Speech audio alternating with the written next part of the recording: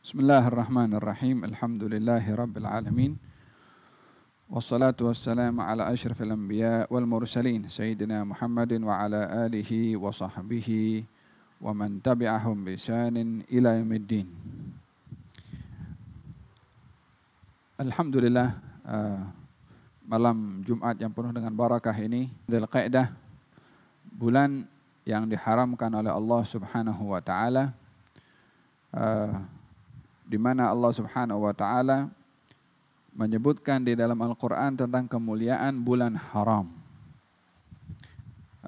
Dalam Al-Qur'an Allah Subhanahu wa taala berfirman, "Inna iddatash syuhuri indallahi 12 syahran fi kitabillah yawma khalaqas samawati wal ard minha arba'atun hurum. Fala tadhlimu fihinna anfusakum." Sesungguhnya jumlah bilangan bulan di sisi Allah Subhanahu wa taala bermula dari menciptakan langit dan bumi ada 12 bulan. Di antaranya 4 bulan yang haram. Maka janganlah kamu berlaku zalim di dalamnya. 4 bulan ini adalah bermula daripada bulan Dzulqa'dah, Dzulhijjah, Muharram dan juga Rajab. Dzulqa'dah, Dzulhijjah, Muharram. Berturut-turut 3 bulan. Yang asing adalah bulan Rajab. Ulama mengatakan dijadikan 4 bulan ini bulan yang haram karena Allah Subhanahu wa taala meletakkan keberkatan dan pemberian serta kebaikan di dalamnya yang tidak diberikan pada bulan-bulan yang lain. Maka setiap kebaikan yang kita lakukan di bulan haram, ianya adalah mendapat keberkatan yang lebih. Karena keberkatan dan kemuliaan 4 bulan itu. Maka kita mengharap kepada Allah, mudah-mudahan majelis kita pada malam hari ini, majelis yang diberkati oleh Allah dengan keberkatan bulan haram, dengan keberkatan salawat kepada Nabi SAW, dengan keberkatan majelis ilmu dan majelis hadis Nabi Muhammad SAW. Seperti mana kebiasaan malam Jumat kita membaca hadis-hadis yang menyentuh tentang syama'il, yang menyentuh tentang akhlak Nabi Muhammad SAW. Di antara penekanan Rasulullah di dalam berdakwah adalah menekankan tentang etika, tentang moral, tentang akhlak. Seakan-akan Nabi memberikan gambaran apakah itu agama yang dibawa oleh Nabi, ianya adalah akhlak. Innama bu'istu liutammima makarimal akhlak. Saya diutus untuk menyempurnakan akhlak. Yani risalahnya itu menyentuh tentang akhlak. Beliau yang menerjemahkan akhlak melalui praktikalnya dengan bimbingan dan hidayah dari Allah Subhanahu wa taala, memukau alam, memukau zaman, bukan hanya di zamannya sahaja, tetapi sampai hingga hari ini. Mengkaji, ramai pengkaji tentang nilai-nilai murni Sallallahu alaihi wa ala alihi wa sahbihi wasallam, tentang kebersihan, tentang pemerintahan, daripada segala aspeknya diterjemahkan oleh baginda Rasulullah sendiri, sehingga terhimpun kepada kepribadian baginda Rasulullah sumber akhlak yang dapat kita teladani daripada beliau. Laqad kana lakum fi Rasulillahi uswatun hasanah. Sungguh terdapat pada pribadi Rasulullah tauladan yang baik. Keteladanannya menjadi sumber hidayah bagi orang bukan Islam. Keteladanannya menyebabkan lembutnya hati yang keras. Keteladanannya menjadikan orang insaf ketika hendak berbuat maksiat. Beliau bertauladan hatta kepada orang bukan Islam. Beliau juga bertauladan hatta kepada orang yang bermaksiat. Beliau juga bertauladan hatta kepada kanak-kanak pun juga, sehingga didapati keindahan pada baginda Rasulullah dalam setiap keadaan dan sikap yang ditunjukkan oleh beliau. Demikian yang kita dapat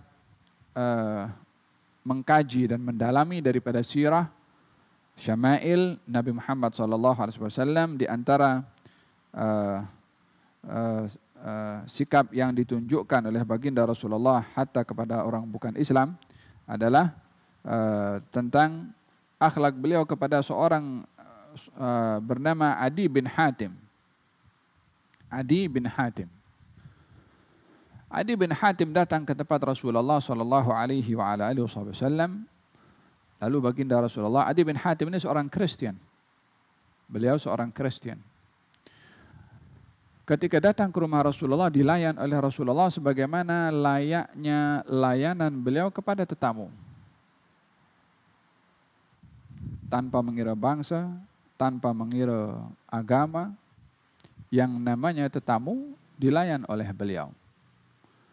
Bahkan terkadang musuh pun kalau datang ke tempat Rasulullah, ianya akan dilayan sebagaimana layaknya layanan kepada tetamu. Ianya adalah memberikan terjemahan kepada sabda Nabi, "Man kan yu'min billahi wal yawmil akhir falyukrim dhaifahu." Siapa orang beriman kepada Allah dan hari akhirat, hendaklah hormat kepada tetamunya, yakni melayan baik, berbuat baik kepada tetamunya. Adi bin Hatim datang ke tempat Rasulullah, lalu kemudian baginda Rasulullah mempersilahkan Adi bin Hatim untuk duduk di atas alas yang Rasulullah biasanya duduk di sana. Ada alas tempat duduk Nabi. Alas itulah yang diberikan kepada Adi bin Hatim oleh Nabi. Kata Adi bin Hatim mengatakan, tak ada alas yang lain. Kalau satu duduk di alas, ya satu duduk di tanah, di bawah. Sebab alas duduknya hanya satu saja. Adi bin Hatim melihat alas duduk hanya satu, maka dia segan nak duduk, sementara tuan rumahnya duduk di tanah. Kata Adi mengatakan, engkaulah yang duduk di atas alas ini. Maka Nabi bersabda, engkau adalah tetamu aku. Waktu itu Adi bin Hatim beragama Kristen, bukan Islam. Maka terkejut Adi bin Hatim dengan sikap Nabi sallallahu alaihi wasallam, dengan layanannya kepada beliau. Ketika berjalan dengan Adi bin Hatim, lalu nampak ada orang perempuan tua yang agak kurang sehat dari segi akal fikirannya. Memanggil kepada Nabi dan bercakap dengan lamunya di tengah-tengah jalan. Dan Nabi menunggu perempuan itu bercakap sampai selesai. Dan dilayan oleh Nabi SAW akan hajat dan keperluannya. Hatta kepada seorang yang demikian pun juga dilayan oleh baginda Rasulullah. Namun yang menarik di sini adalah sikap Nabi kepada perempuan tadi dibaca oleh Adi bin Hatim yang sedang menyaksikan. Sehingga perbuatan kita kepada orang, sikap kita kepada orang, etika kita kepada orang dipandang oleh orang ramai, dilihat oleh orang ramai, sehingga perbuatan kita itu memberikan image kepada pegangan kita, kepada prinsip kita, kepada agama kita.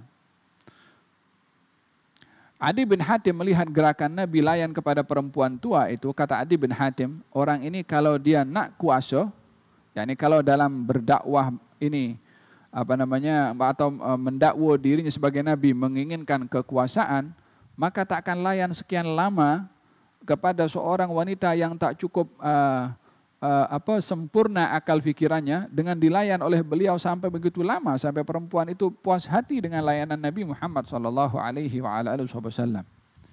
Kalau orang lain akan mengatakan tak ada masa, atau mengatakan ini orang tidak waras.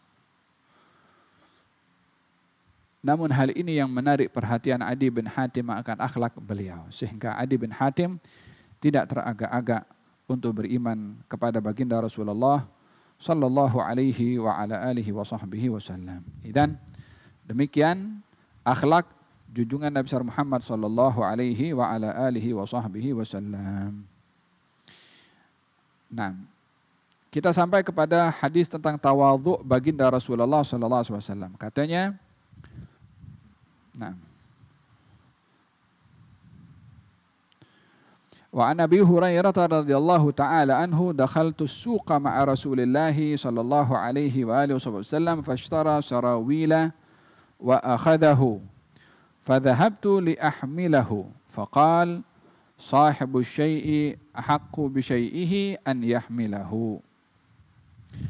Abu Hurairah radhiyallahu anhu meriwayatkan, katanya saya pergi ke pasar bersama Rasulullah sallallahu alaihi wasallam untuk membeli barangan, dan Nabi membeli sarawil, sirwal. Wa akhadahu, lalu diambil oleh Nabi dan dibawanya. Maka saya datang kepada baginda Rasulullah untuk membawakan barang yang dibeli oleh Nabi, sirwal tadi. Maka Nabi bersabda, Tuan empunya barang yang lebih berhak untuk membawa barangnya.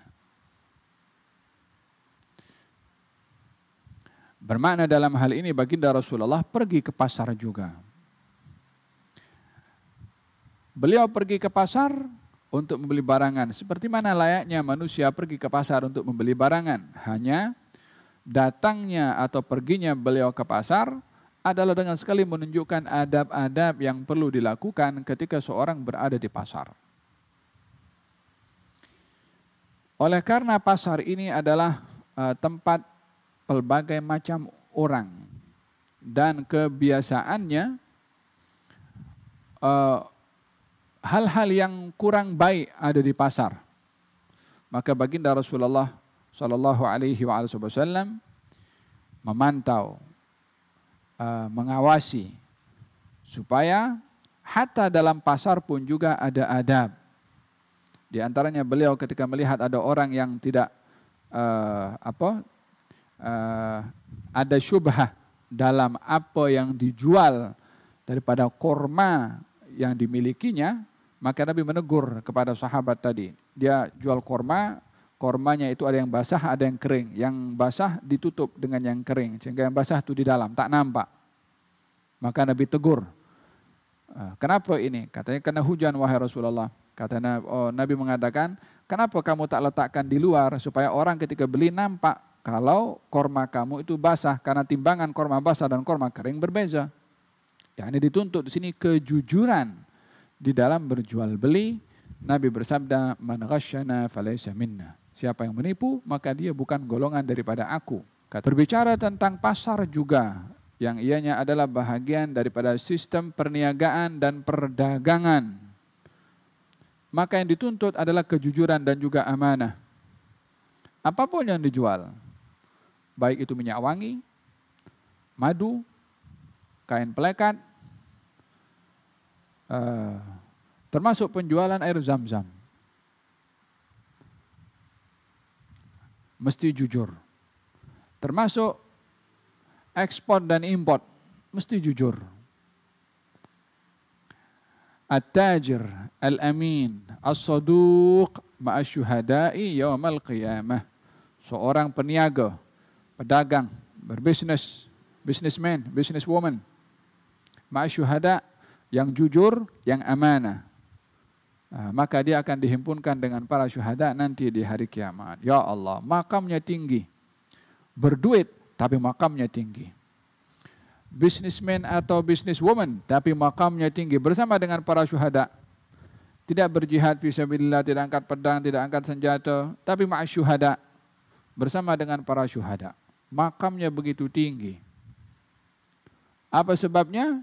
Jujur dan amanah dalam berniaga.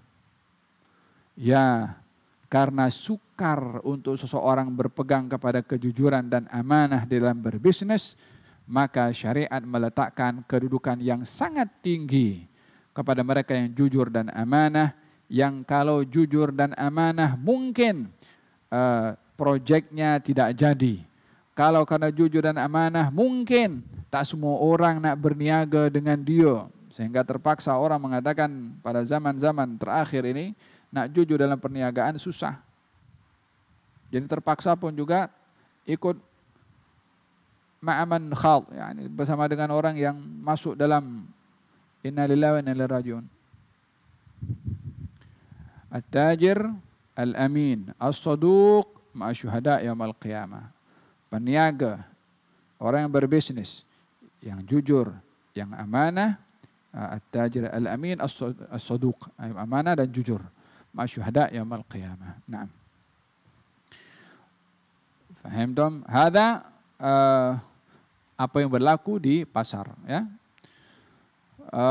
Orang-orang Quraisy mempertikai, ini kalau Nabi untuk apa dia pergi ke pasar? Kalau Nabi dia orangnya itu dilayan, hebat, megah, kaya. Ini dia Nabi pergi ke pasar. Mereka nakkan Nabi ikut mereka punya kriteria.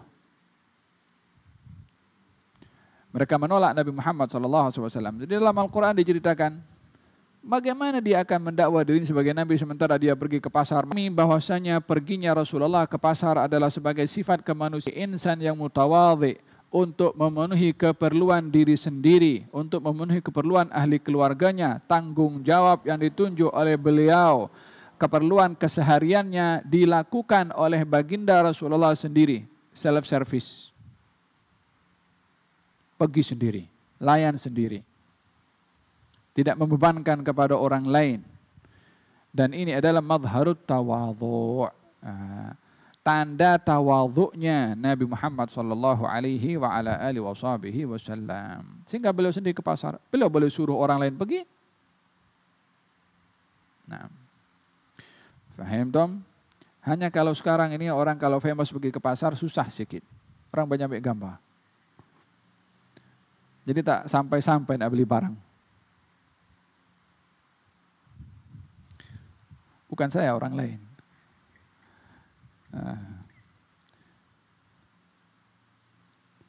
Idzan hakadha tawadhu' baginda Muhammad sallallahu alaihi wa ala alihi wasallam. Beliau pergi ke pasar juga. Naam.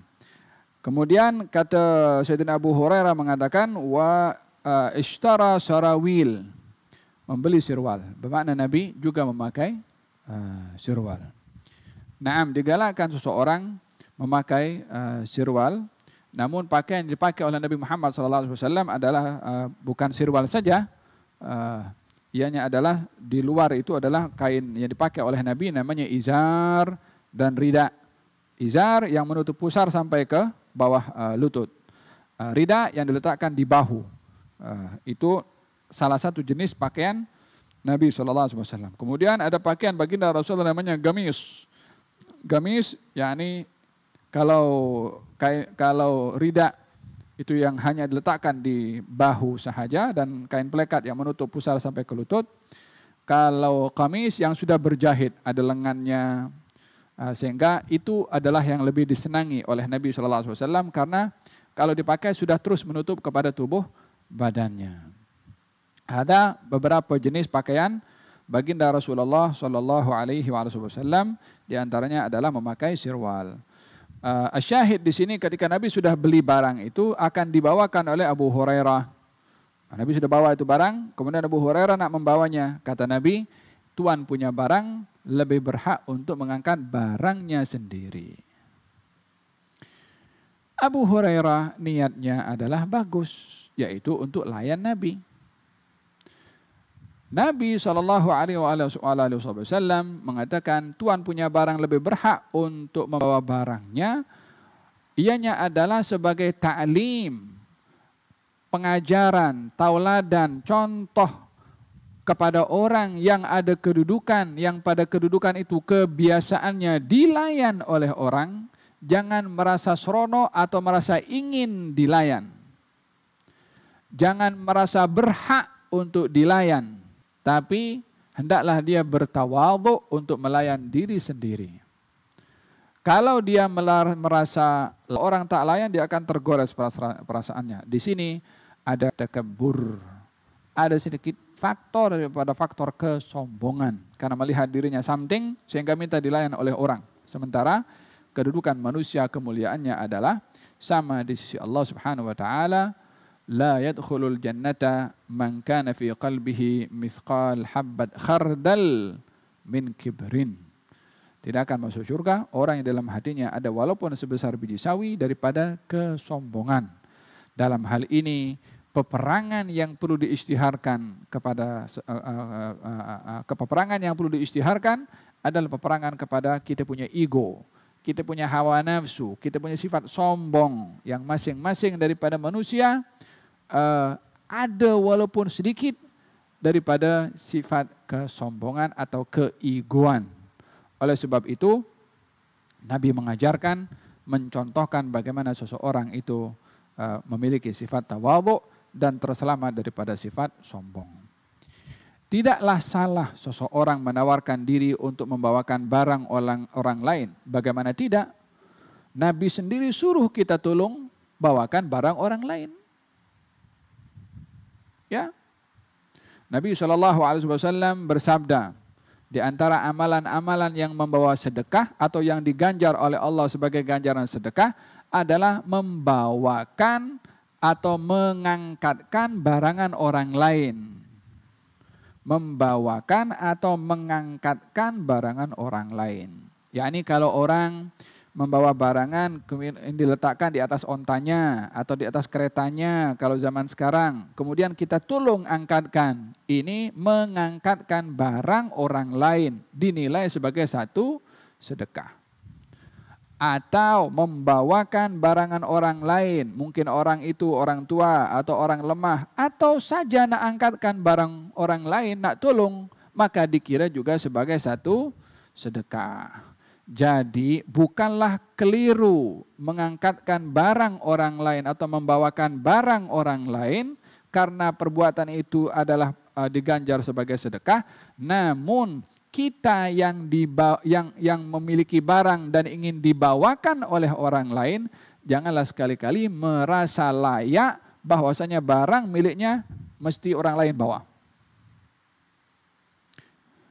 Faham tom? Bagi orang yang membawakan adalah digalakkan membawakan barang orang untuk mendapat pahala sedekah. Bagi orang yang memiliki barang hendaklah bertawadhu, yakni kalau dibawakan barang oleh orang lain tidak merasa dalam hatinya kalau dirinya adalah layak untuk dilayan seperti itu. Hakadha hadis yang pertama. Nah, وعن أنس رضي الله تعالى عنه قال لم يكن شخص أحب إليهم من رسول الله صلى الله عليه وآله وسلم قال وكانوا إذا رأوه لم يقوموا لما يعلمون من كراهته لذلك. Anas bin Malik radhiyallahu cintai oleh para sahabat lebih daripada Rasulullah sallallahu alaihi wasallam. Yani dalam ini namanya cinta. Ada cinta tabi'i, cinta sifat semula yang diletakkan oleh Allah kepada harta, cinta wanita, cinta anak, cinta. Ada cinta taklifi, cinta yang satu perintah dari Allah, yang kalau dibuat akan diberi pahala. Tadi tidak ada kaitan dengan pahala, dijadikan cinta itu motif untuk dia berbuat baik kepadanya. Cinta yang taklifi ini adalah cinta kepada Allah dan juga cinta kepada Rasulnya. Walihada dalam Al-Quranul Karim, Qul in kana aba'ukum, ya katakanlah wahai Rasulullah Muhammad, kalau ayah-ayah kamu, anak-anak kamu, saudara-saudara kamu, keluarga-keluarga kamu, pasangan-pasangan kamu, harta kamu, dan perniagaan kamu, dan rumah yang kamu diami, semua itu lebih kamu cintai daripada Allah dan juga Rasulnya, maka tunggu balasan hukuman dari Allah Subhanahu wa Ta'ala. Sayyidina Umar datang kepada Rasulullah, ya Rasulullah, kamu lebih saya cintai daripada segala-galanya, kecuali diri saya sendiri. Cukup wahai Umar. Dicintai, tapi cintanya lebih kepada diri sendiri berbandingkan kepada Nabi. Kata Nabi, al-ana ya Umar, sekarang baru sempurna. Dan tak ada orang yang dicintai oleh sahabat lebih daripada Rasulullah SAW, sehingga menjadi mathal, menjadi peribahasa atau legenda dalam sejarah tentang hubungan cinta yang tidak dapat dibandingkan bagaimana cinta para sahabat kepada baginda Rasulullah. Dikatakan, yang mengatakan ini orang masa itu bukan Islam. Ada dua orang mengatakan kata-kata ini. Yang pertama adalah Abu Sufyan, Yang kedua adalah Urwah bin Mas'ud Ats-Tsaqafi. Ketika mengucapkan kata-kata ini, belum lagi memeluk agama Islam. Apakah itu? Katanya, ma ra'aitu ahadan yuhibbu ahadan ka hubbi ashabi Muhammadin Muhammadah. Aku tak pernah tengok ada orang sayang orang lain macam mana sahabat Muhammad sayangkan Muhammad. Hadza, kata-kata mengungkapkan tentang keindahan, contoh cinta yang diterjemahkan oleh para sahabat kepada baginda Rasulullah. Fahim tom? Kemudian katanya, tidak ada orang sahabat lebih daripada Rasulullah. Namun, walaupun sahabat itu cintanya luar biasa kepada Nabi, lam yaqumu, mereka tidak bangun berdiri. Apa sebabnya? 5 orang menyambut kedatangan Nabi dengan berdiri. Ilahnya adalah mereka tahu kalau seseorang itu menginginkan orang lain bangun kalau dirinya datang. Suka orang lain berbuat demikian. Ini adalah sifat diri kalau orang besar datang. Tidak maknanya tidak begitu. Dalam peristiwa menyelesaikan permasalahan ini adalah seorang sahabat Nabi bernama Sa'ad bin Mu'adz. Mu'adz kemari, yakni daripada Madinah ke perkampungan Yahudi Bani Quraidah. Ketika dibawa, saat sampai ke perkumpulan kaum muslimin yang sedang mengepung Yahudi Bani, orang yang mulia, ini maksudkan adalah Sa'ad bin Mu'adz, untuk menyambut kedatangannya. Apa maknanya? Ya, sebab ini 2 akhlak yang berbeza. Punya dengan jawatannya, dengan waraknya, dengan ibadahnya, dengan apa saja yang ada pada dirinya. Yang orang hormat kepadanya karena ilmunya, karena kedudukannya, dan seterusnya. Hendaklah dia memiliki sifat tawadhu yang tidak mahu di dalam hatinya untuk orang lain menyambut kedatangannya dengan berdiri kalau dia datang. Tujuannya apa? Untuk kebaikan orang itu supaya mendapat sifat takabur. Namun bagi orang lain, hendaklah menempatkan orang tepat pada tempatnya. Kalau orang itu mulia dan ingin disambut kedatangannya dengan berdiri sebagai bahagian daripada adab. Di zaman Nabi Muhammad SAW, Nabi datang disambut dengan kompang lagi.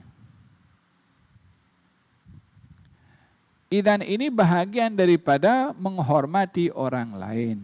Yani anzilun nas manazilahum. Tempatkan orang itu tepat pada tempatnya. Apa dia punya kedudukan, di mana dia punya kemuliaan, dihormati sesuai dengan keadaannya. Idza ja'akum karimu qaumin fa'akrimuh, kata Nabi. Kalau ada satu orang yang mulia di kaumnya, maka muliakan dia juga. Faham tuh? Hadis ini diucapkan ketika Nabi melemparkan serbannya kepada seorang sahabat Nabi bernama Jarir bin Abdullah Al-Bajali. Jarir bin Abdullah datang dalam majelis Nabi.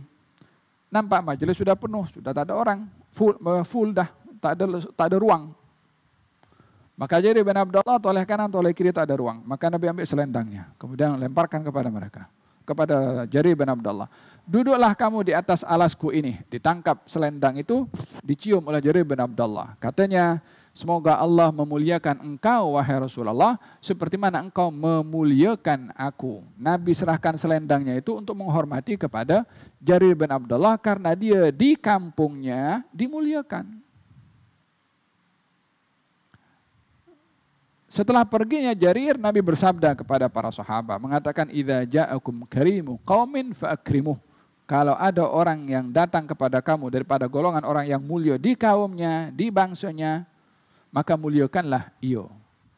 Ini bahagian daripada penghormatan. Sa'ad bin Mu'adz ketika datang, karena dia orang yang mulia, Nabi perintahkan untuk berdiri menyambut kedatangannya.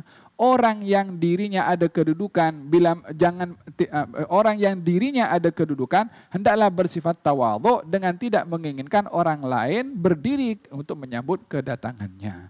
Yang satu berakhlak tawadhu, yang satu berakhlak menghormati orang yang layak untuk dihormati dengan berdiri. Masing-masing ada adab dan juga akhlaknya. Wallahu ta'ala a'lam bis-shawab. Demikian sifat tawadhu'nya Nabi Muhammad SAW. Moga-moga Allah anugerahkan kepada kita sifat tawadhu dan dibersihkan hati ini dan jiwa ini daripada sifat takabur dan sombong. Moga-moga Allah Subhanahu wa taala menjadikan kita golongan orang-orang yang dapat menerjemahkan keindahan Islam, image Islam melalui akhlak kita.